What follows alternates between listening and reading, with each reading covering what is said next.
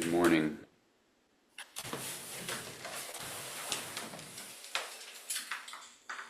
I hope everyone is doing well. Um, my talk today, I just called it Stroking the Sword While Lamenting the Social Realities. But that title is just straight up the quote that was turned into an etching during the Ming Dynasty, which somehow ended up getting, screenshot and then shared as a meme. So I wanted to show that to you real quick. Not that it really, helps make any sense uh, of my talk, but well, this is the source of it. um,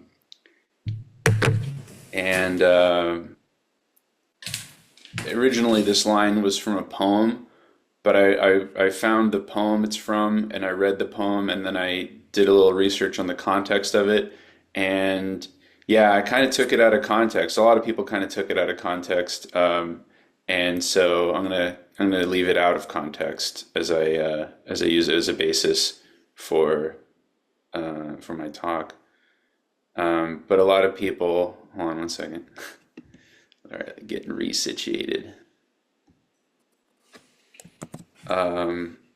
A lot of people were sort of like sharing this image and commenting on it and saying something like, "Oh man, this quote goes so hard," and it does. It's the original poem was written by a guy who was at the end of his career and his life, and he was regretting being unsuccessful in steering the emperor towards wise leadership. But uh, um,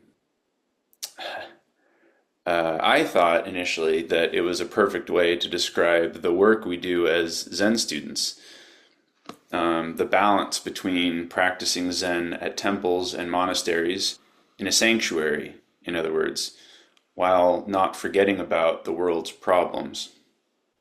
Um, Before I go much further, I wanted to just stop and say that this talk is just to encourage you in your practice. I also want to acknowledge that one of my biggest challenges in practice is not judging the practice of others. And I worry that a lot of the feelings that keep coming up, which inspired this talk, are originating in judging mind. And so I took a lot of care in clarifying and choosing how to write everything down, but there still may be some taint of judgment, and if so, I do apologize.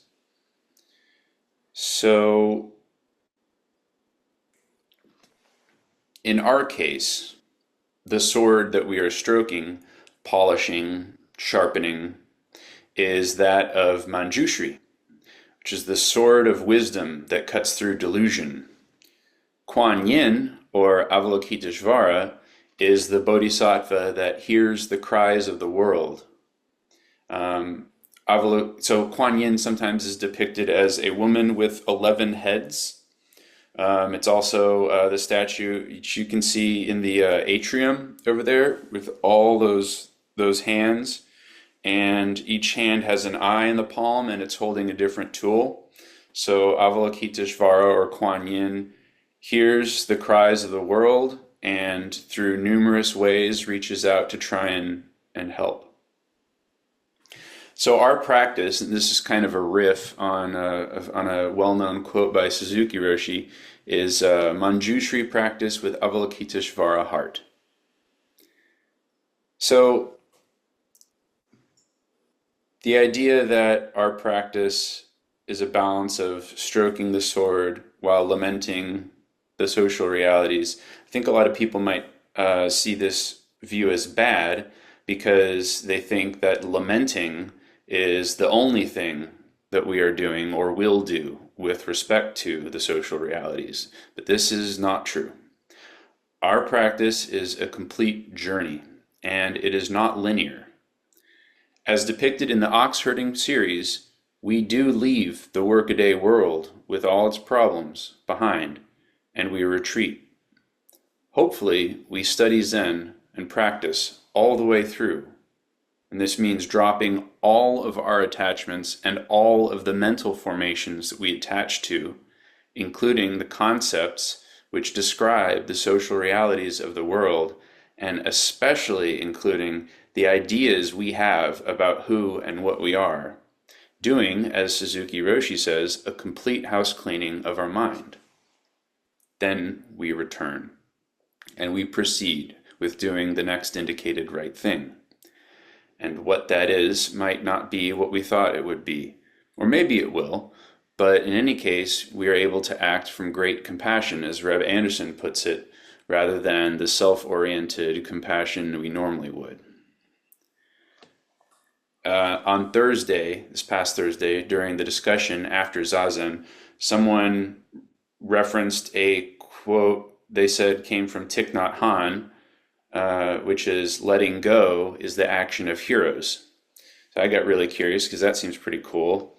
And the Google AI summary said that he never actually said that. He might have, but because it's Google AI, they might be wrong. I don't know. But in any case, it said, he didn't actually say that, but it did reference one of the search results, which was from the Thich Nhat Hanh website. And it was a collection of excerpts from some of his journals that got grouped together entitled Fragrant Palm Leaves between 1962 and 1966. So the quote from there was, "It is dangerous when those aspiring to be heroes cannot wait until they find themselves." So I wanted to read you this full paragraph, and there was some chunks that I took out. It's still pretty long, and I've got the link if you wanted to go and read the whole shebang. So here's the full quote in context. This is from Thich Nhat Hanh's journals. "Life patiently waits for true heroes. It is dangerous when those aspiring to be heroes cannot wait until they find themselves. When aspiring heroes have not found themselves, they are tempted to borrow the world's weapons, money, fame, and power, to fight their battles. These weapons cannot protect the inner life of the hero. To cope with his fears and insecurities, the premature hero has to stay busy all the time. The destructive capacity of non-stop busyness rivals nuclear weapons and is as addictive as opium. It empties the life of the spirit. False heroes find it easier to make war than deal with the emptiness in their own souls. People cannot tolerate even a few minutes of unoccupied time. They constantly need something to look at, to listen to, or to talk about, all to keep the emptiness inside from rearing its terrifying head." Excuse me.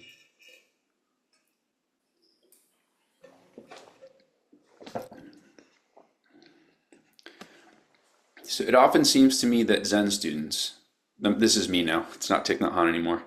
It often seems to me that Zen students, particularly new ones, resist the process because it feels callous or irresponsible to remove oneself from the workaday world, even mentally, to focus on one's own development. That we are excluding or forgetting about the many wrongs that we so desperately want to set right. There's a quote from the Talmud that goes, "Do not be daunted by the enormity of the world's grief. Do justly now. Love mercy now. Walk humbly now. You're not obligated to complete the work, but neither are you free to abandon it." But letting go of our mental formations about the world and our lives, and dropping our attachments to them, is not tantamount to abandoning them. Not by a damn sight. In fact, as Willa Blythe Baker writes, and this is a paraphrase, the opposite of clinging is not detachment, but intimacy. When we practice Zen, we cultivate an intimacy with the world we are a part of, which empowers us to be much more helpful than we would be otherwise, with much less of a strain on our mental and emotional resources. It's a way we can take better care of not only the people and the situations that we encounter, but ourselves as well, as a part of that. Cultivating this intimacy is difficult because it involves the process of scrutinizing assumptions that we hold extremely dearly and letting them go. We have many good reasons to hold on to them, which come from a place of love, but still, we must let them go. I think some of the resistance comes from a fear that we'll never get them back, but rest assured, they will still be there when we return. We will be different, that's all, and that's a good thing. This topic brings to mind two major examples in pop culture of the hero leaving their training early because of the power of their connection with loved ones. Luke Skywalker in Star Wars and Aang in Avatar: The Last Airbender. And if you don't understand the references, I apologize if you feel lost while I'm going through these examples, but even if you don't get them, I think you can probably figure out from context clues what's going on. And if you do get them, you get it. So, in both of these examples, the teacher warns the heroes that they are making a mistake by leaving. Guru Patik explicitly says that if Aang does not finish his training, he will never be able to enter the Avatar state again. And Obi-Wan Kenobi's ghost laments to Yoda that he was our last hope, implying that Luke would never be able to succeed since he had left. Also, in both stories, the hero does falter.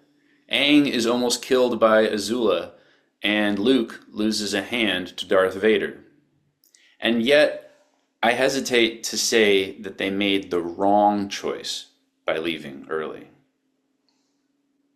Luke Skywalker straight up had a clairvoyant vision of his friends in mortal danger. That would be basically impossible for me to ignore. Aang struggled with what letting go of attachments means. He thought letting go of his attachment to the people he loves is letting go of the people he loves. From my own experience, I would say this is one of the biggest stumbling blocks in understanding Buddhism. Their examples are so relatable and therefore so compelling because of how difficult the distinction between non-attachment and apathy is. But that difficulty is what makes understanding this difference so important. Later, in Aang's story, he does let go of his attachment at a crucial moment, and is thus able to take the right action to save his friends. What might have happened if he had stayed at the Eastern Air Temple? There's no way to know. We have the story we have, imperfect and messy. Our situation is quite different in a couple ways. In reality, the stakes are much lower for us should we abandon our Zen training by not thoroughly dropping all our mental formations and attachments. We will not get our hand cut off, nor will we get shot in the back with lightning if we leave early. But also, there is no leaving early, since Zen practice is a continuous cycle of retreat and re-entry. One time at Tassajara, I was talking with a guy named Brian Clark, who, if you ever end up in SFCC, look him up, because he's a pretty cool guy. He makes a hell of a pad thai.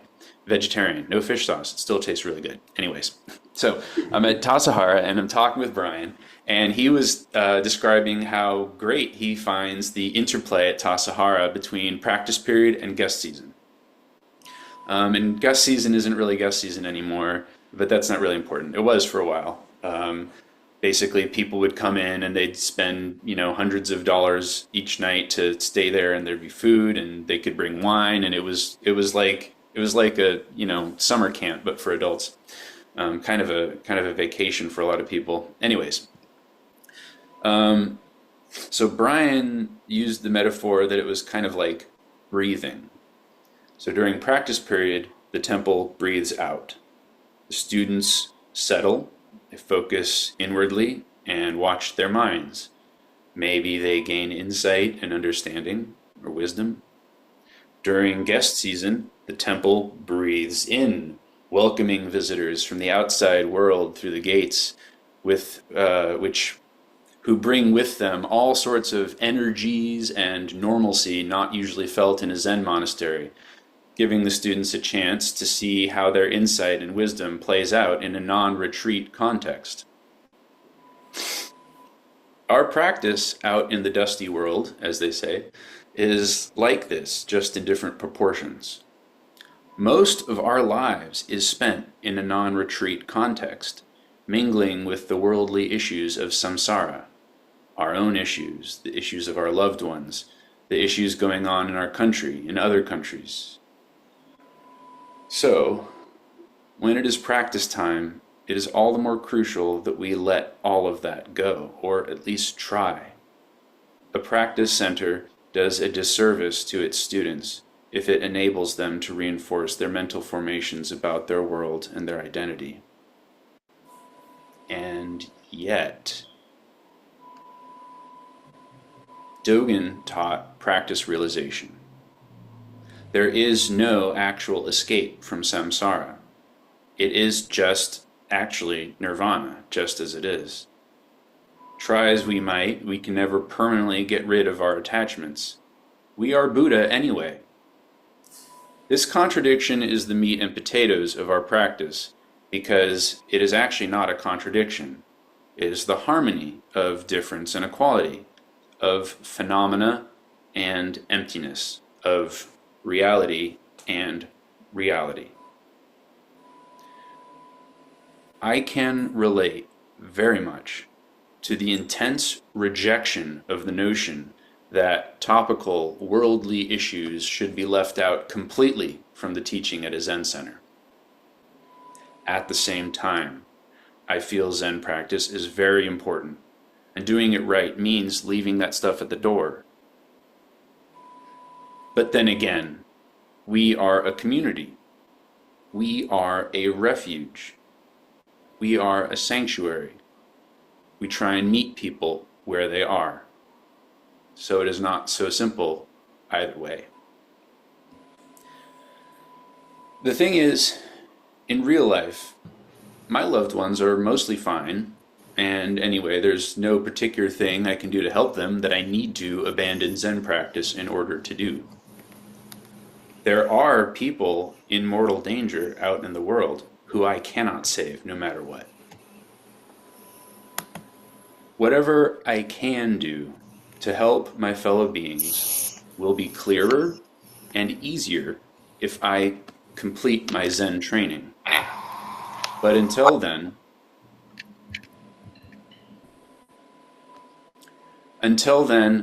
I will still do what feels right. My life story is messy and imperfect too, and it shouldn't be otherwise. It goes like this. The heart of Avalokiteshvara motivates me to seek wisdom. The spirit of Manjushri is how I clarify wisdom, and the energy of Samantabhadra is what empowers me to put this wisdom into practice. Sometimes I fear that Avalokiteshvara Bodhisattva's many thousands of hands and eyes are not enough, and so I am being irresponsible by not being out in the world as much as possible. But then I wonder, how did Avalokiteshvara become a bodhisattva in the first place? And I also have to admit, a lot of my impulse to take steps to set the world to right as I think it should be comes from my self-oriented, small mind trying to be bigger than what it is. And so I try again to let it go and practice. I guess I feel so strongly about this point because we really do need more fully embodied bodhisattvas out here. And we really need less ego and less self-aggrandizement. And when I see what appears to be people, especially leaders of this school, doing the second thing while claiming that they're doing the first, I despair. Because if we do not complete our training, we will not save our friends. If we do not pursue radical letting go, even when we have every reason to feel protective, we reinforce the same walls of the mind which give rise to the sorts of social realities which warrant lamenting in the first place.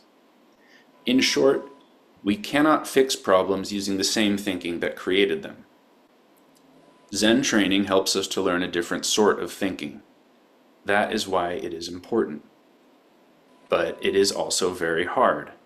Doing it means letting go of everything. Absolutely everything. And if we can't let go, even for an hour or two, of the outside world, we'll struggle all the more. Because giving up our ideas of how the world should be is nothing compared to giving up our ideas of who we are.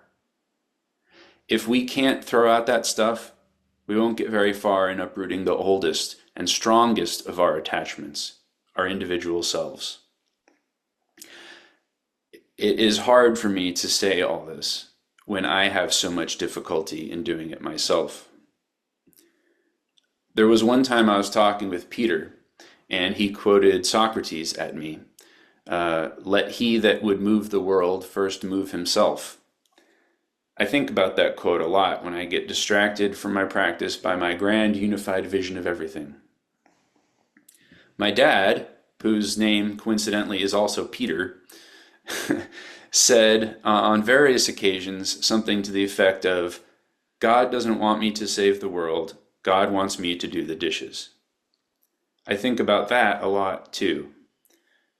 The next indicated right thing is probably a lot closer, simpler, and more intimate than I realize. These are examples of the kind of wisdom represented by Manjushri's sword. Just as it cuts through delusion, we might find that it cuts us as well. Wonderful.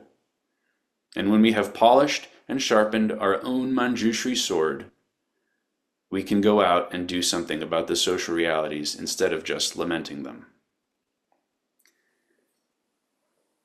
Thank you for your kind intention.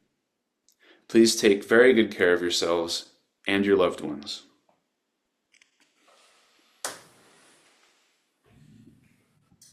I have a question, Chris, or just a comment maybe.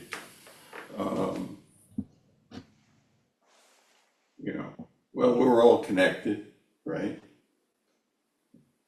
And we chant a formless field of benefaction. That's what we put into the world with our practice. But the sword, the lamentation made me think of this. Life happens and there are consequences. We practice and there are consequences. In pure practice, we are the consequence. Just my thought. In pure practice, we are the consequence. I'm going to have to sit with that a little bit to unpack that. Does anyone else either... Oh, there we go. Mike, as soon as Matt's done saying his part, then I'll come back to you.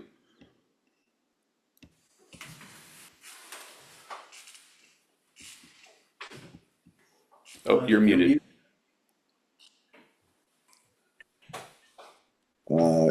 Just to clarify, when you talk about finishing your training, I'm unclear as to when that will be.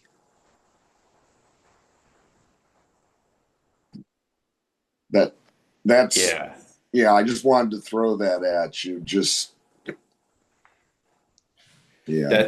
That's a good point. I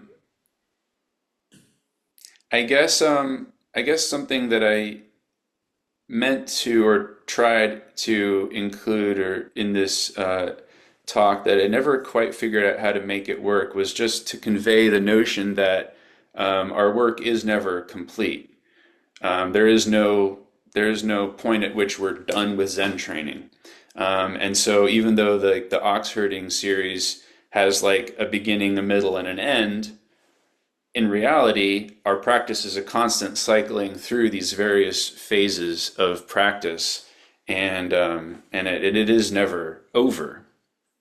So when I during this talk was saying like something like we have to complete our Zen practice, um, I really just meant we have to go to all phases of our Zen practice, and the part that I was referring to by completing just means that the ox herding picture with the empty circle, where everything has been dropped, everything has been let go, everything.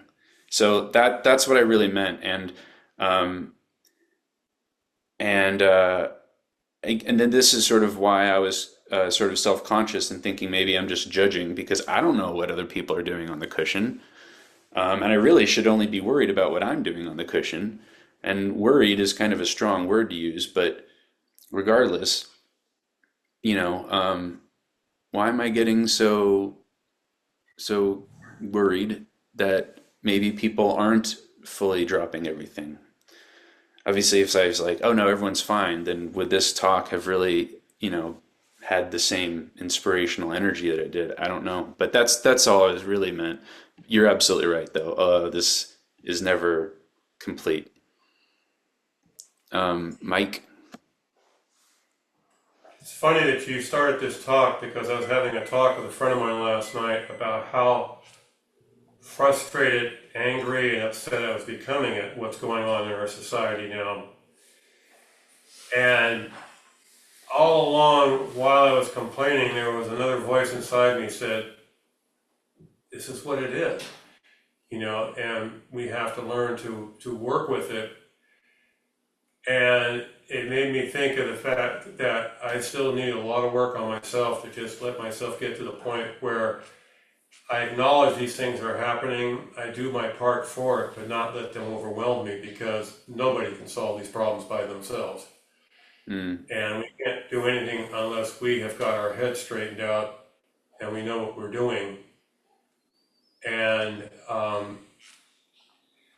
you're psychic because this is the talk I needed this morning because I was just absolutely crazy last night talking to my friend about this whole scene because I sit there and go, what can I do?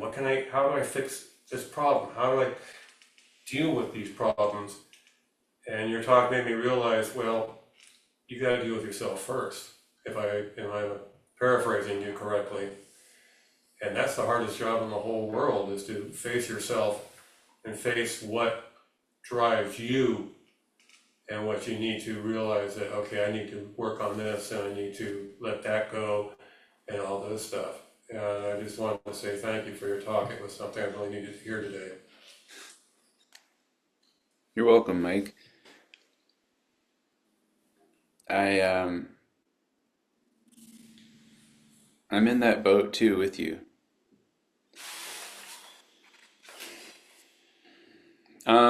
Another quote, and there's so many quotes out there that are helpful. I really like the Mother Teresa quote, do small things and do them with great love.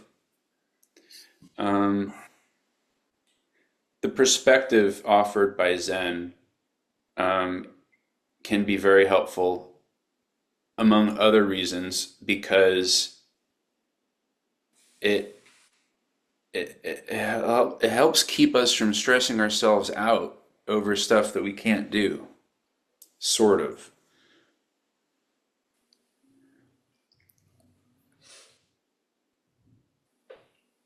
I uh, I think it's safe to say that I um,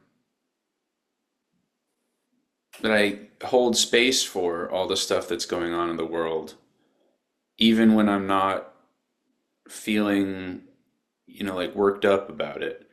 And I know I've referenced this before, but there is this sentiment out there that unless you're upset or angry all the time, then you're being irresponsible. Or the catchphrase is, if you're not angry, you're not paying attention.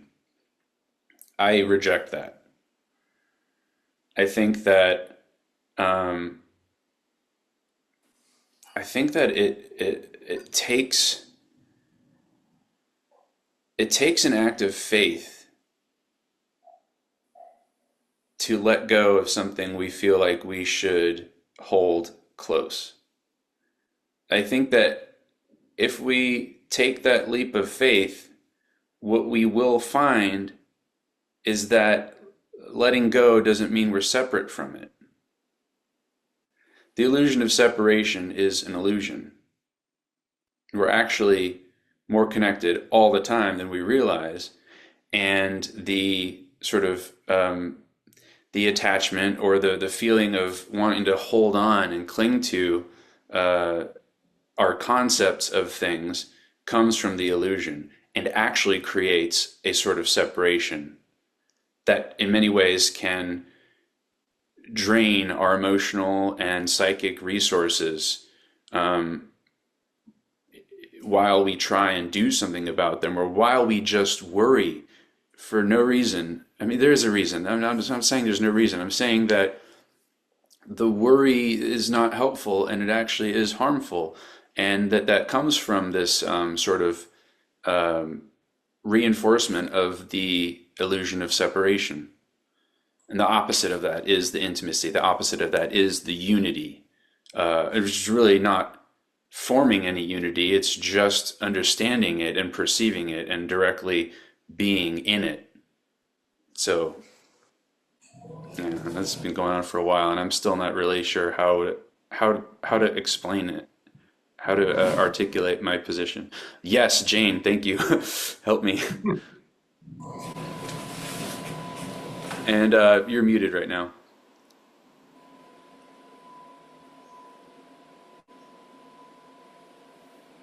Still muted. Oh, you know what? Hold on. I think I can help. Let me try. Oh, there you go. Or, okay. Thank you for your help. I thank you for your talk. I was going to say that it's true that there's no end to practice, no end at all.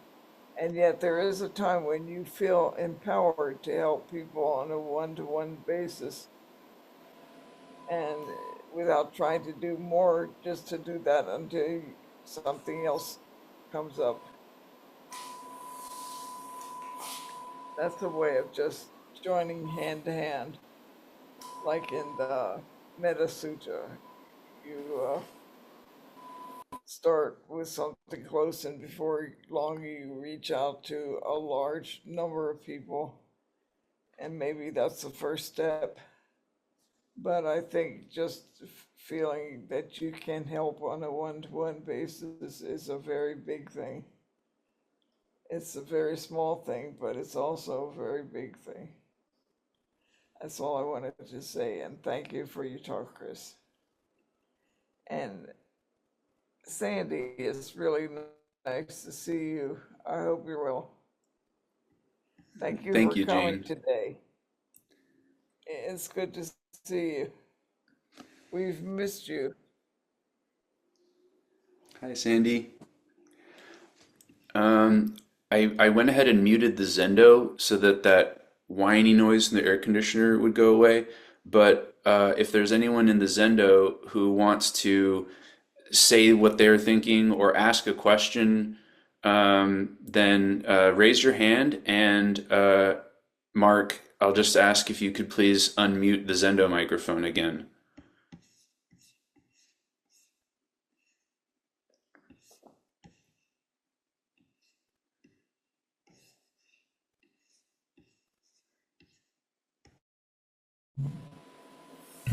I thank you for your talk. It's I think the timing is wonderful. I just wanted to make a comment. It's timely for me as well. There's a book that I've read. It's a huge, large book by somebody who's a medical anthropologist who also happens to be a Buddhist person who did a lot of good in the world. And one of the terms that she's used that I've been contemplating is it's called empathic distress, and she's done a lot of work in terms of really good work, traveling internationally, helping people who are in true, dire consequences. And she shares a lot about how she wanted to do a lot of good, and her actions were good.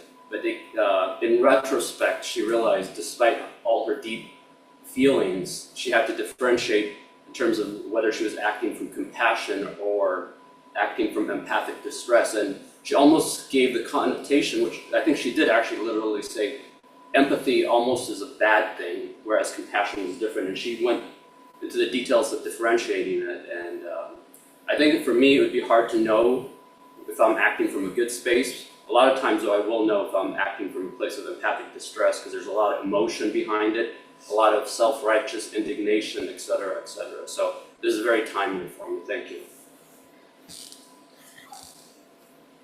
Thank you very much.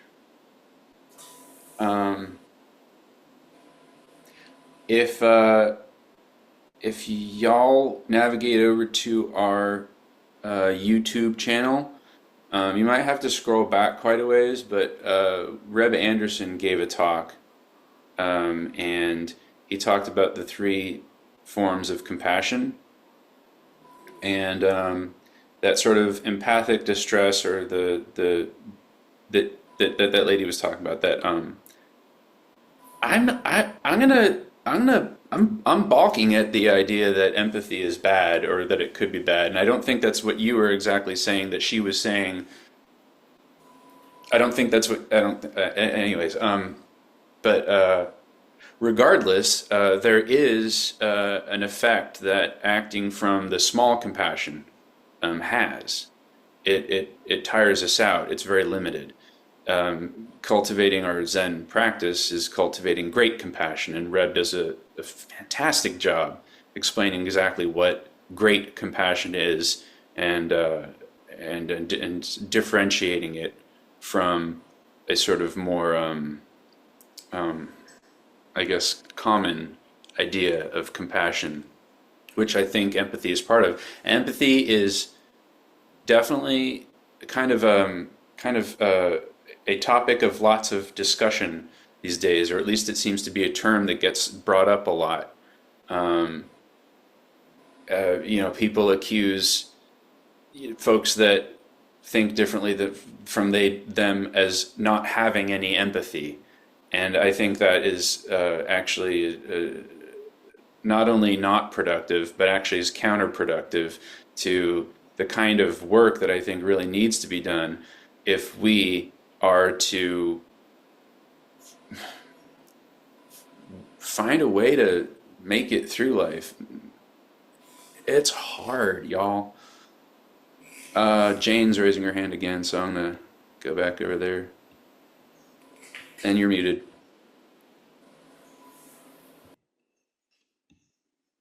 Hold on a sec.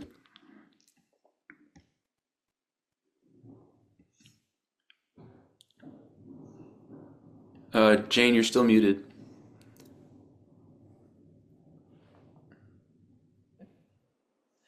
It's like the words that Ted used were empathic distress. And I think that sort of speaks for overwhelming your sense of compassion and coming in and taking first place. It's like if you have anger about the injustice of something, but it overwhelms your sense of what is necessary. Overwhelms Definitely. your compassion because the emotion is much more overwhelming. That makes sense. Well, I think the idea of empathy is what we all cultivate in practice. But what Ted said was empathic distress, meaning we're moving on a feeling of we have to act in this way rather than being moved by real compassion. That's all I wanted to say. Thank you. Rachel, I see Rachel's hand is up. And Matt's hand also Yes. is. So Rachel, then Matt. Thank you, Chris, and thanks everyone for the additional commentary. I am reminded of Joan Halifax. She's had so many workshops and ongoing dialogue with both the medical community and anyone at all on these very topics. I just want to remember that average people, which I think pretty much includes most, maybe all of us here, we can find ourselves, it's like adjudicating between feeling and thinking, like, well, I think this is right, well, but I feel this is right, and I think that, as though it's having strategies that somehow we can feel comfortable in the midst of making uncomfortable decisions, and that somehow we can even come out of it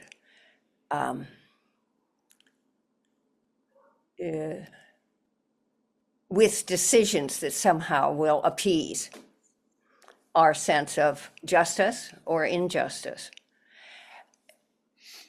There can be moments when, our small self, what else do most of us know? But when you are not completely engulfed in how you feel and what you think, when you are not even pondering that, you might say you're not at the bottom of the mud puddle, your snout's out of the water, and you, I don't want to say intuitively, but it's somewhat intuitively, are able to be in the situation and to make decisions, and it's not so self-referential. And I just don't mean self-referential in the sense of how you, whether you're happy with it. It's even not quite so self-referential in terms of education, how you were raised, and what you've been taught will work. That there can be a moment when you find yourself responding, listening, in a way in which there's a fluidity. And so whatever the outcome is, you have a sense that it is serving a function, and you can continue to be in the situation and be able to respond differently. But that cannot, I think, be self-generated. But I would think it would be like being a medical professional, that when you, if you're good and you do it long enough, you can be in situations where you find yourself responding in that way, and somehow can be at peace, if you want to use that word, with whatever happens, because it's like being fully invested, being drained of that self-referential judgment and feeling, so that you understand all had to be the way it was because it's a consequence of everything that was going on, and it's not so personal, although you feel it deeply personally. But that's all easy to talk about, and it's very difficult to live. Thank you, Chris. Thank you. You're right. It is hard to live. That's why practice is so important. It's sort of like a variation on the pain and suffering. How pain is not optional, suffering is. I mean, that sounds nice. It's true, but actually putting that into practice takes a lot of effort. It's worth it. It's worth it, definitely. And I think the outcome is better. Oh my gosh, I did comparing mind. It's better. Create less suffering in the world. If we take very good care of ourselves, and if we hone that sort of wisdom. Matt, I see your hand is up. Yeah, first, I failed to thank you earlier for the talk. A very, very good talk, Chris, and really sparked a very nice discussion that I'm finding very helpful. Also, I wanted to thank you for bringing up Reb's talk, because I was thinking about it during the course of your talk. Reb's talk on the great compassion. And I think, Rachel, it, his talk on that really became a koan for me, and although I doubt that my um, understanding of it is complete, from what Rachel was saying, I think she may have hit the nail on the head. In talking about self-referential uh, thinking with regards to helping someone. Mm, It I think when the great compassion is exercised, uh, yeah, any sense of thinking about what one is trying to accomplish. No, that's not it. What can be gained through accomplishment, right? mm. It's simply helping.